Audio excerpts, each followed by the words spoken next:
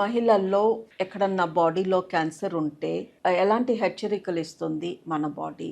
So నాకు ఎలాంటి symptoms ఉంటే ఇది క్యాన్సర్ ఏమో అని నేను భయపడాలి అంటే సిస్టమాటిక్గా వెళ్దామండి, పైనుంచి కింద వరకు వెళ్దాము.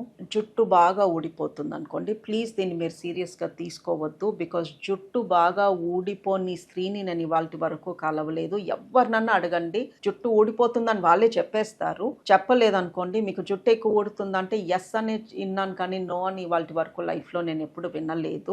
సో జుట్టు ఊడిపోతుంది అనగానే నాకు క్యాన్సర్ వచ్చేసింది అని మీరు అనుకోవద్దు. బట్ ఎప్పటికన్నా కూడా చాలా ఎక్కువగా జుట్టు ఊడిపోతుంది. దాంతో పాటు చర్మం పైన నల్ల నల్లటి మచ్చలు లేదా చర్మం పైన ఎండిపోయినట్టు అక్కడక్కడ స్కిన్ ప్యాచెస్ కనిపిస్తున్నాయి అనుకోండి, ఒక్కొక్కసారి మీకు ఆలోచన రావాలి, ఎందుకు, why might this be the cause? అలాంటప్పుడు మీరు ఒక బాడీ హెల్త్ చెకప్కి వెళ్తే మంచిది.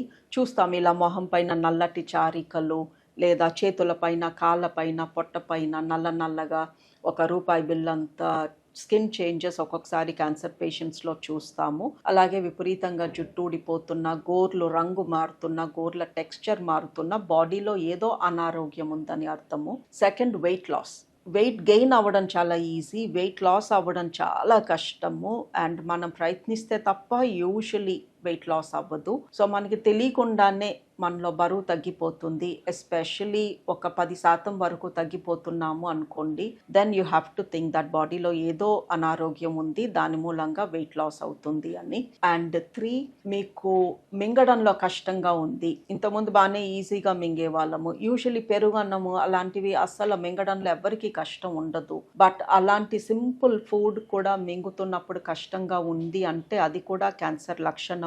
అది రక్తహీనత లక్షణం కూడా. దాంతోపాటు నీరసం, విపరీతంగా నీరసంగా ఉంటుంది అనుకోండి. విటమిన్ డి, B12 ఇవి చెక్ చేయించుకున్నారు, కొంచెం ఫుడ్ బాగా తీసుకుంటున్నారు, నీరసంగా ఉంది అని, అయినా నీరసం తగ్గట్లేదు అంటే ఇది కూడా ఎనీమియా లక్షణము, బ్లడ్ క్యాన్సర్ లక్షణము. సో నీరసం even in children, especially children usually నీరసంగా ఉంది అని అన్నారు. బట్ ఒక చైల్డ్ నాకు నీరసంగా ఉంది, నేను ఆడుకోవడానికి వెళ్ళను, కొంచెంసేపు పడుకుంటాను అంటే అది రొటీన్ జ్వరము, దగ్గు, జలుబు అయి ఉండొచ్చు. బట్ రిపీటెడ్గా ఒక చైల్డ్ అలా అంటున్నాడు అనుకోండి, then you have to take it seriously.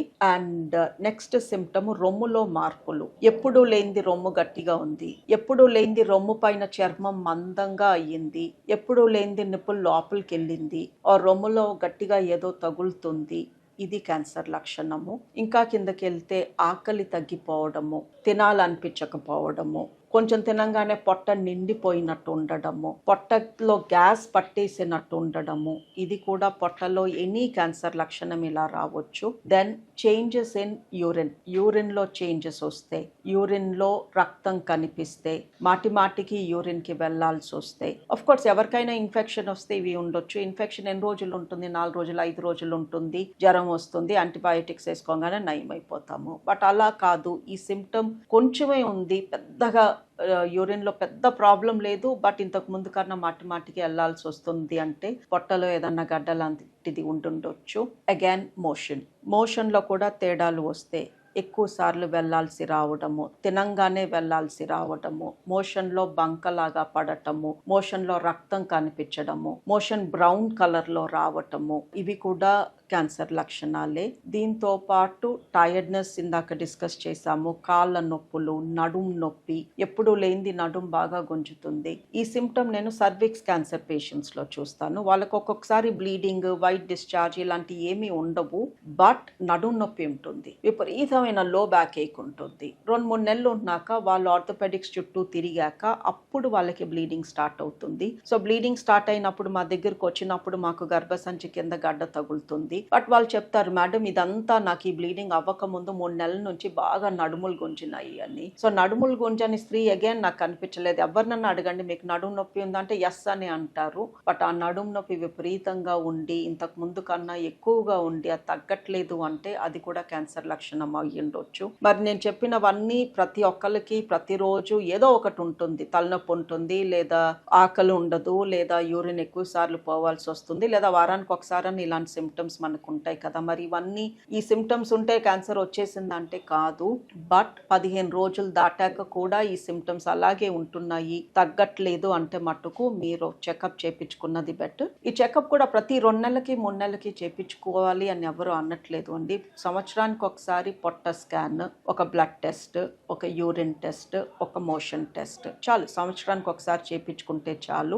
Unless ఈ లోపు మీకు ఏదన్నా బాగా విపరీతంగా సిమ్టమ్స్ ఇబ్బంది పెడుతుంటే తప్ప. అలాగే 2 ఏళ్లకు ఒకసారి మ్యామోగ్రామ్, 3 ఏళ్లకు ఒకసారి ప్యాప్ స్మియర్, ఇలా once a year are once every 2 years సింపుల్గా ఇలాంటి సింపుల్ హెల్త్ ప్యాకేజెస్ చేసుకున్నా కూడా యూ విల్ బి ఫైన్. దీంతో పాటు రక్తహీనత, vitamin D deficiency, B12 deficiency, iron deficiency is the main reason మనకి ఒంట్లో బాగోపోవడానికి most of the times. So అవి కూడా లేవు, ఆర్ షుగర్ లాంటి ప్రాబ్లం లేదు, థైరాయిడ్ లాంటి ప్రాబ్లం లేదు, ఇది కూడా ఏడాదికి ఒకసారి ఒక సింపుల్ బ్లడ్ ప్యాకేజ్ చేయించుకుంటే మీకు అర్థమైపోతుంది మీ ప్రాబ్లం ఎక్కడుంది అని. ఇవన్నీ నార్మల్ వచ్చినాయి అనుకోండి, then you can be more reassured. Okay, నాకున్నది ఏది మేజర్ కాదు, ఏదో సింపుల్గా ఒంట్లో బాగాలేదు, నేను నయమైపోతాను అని.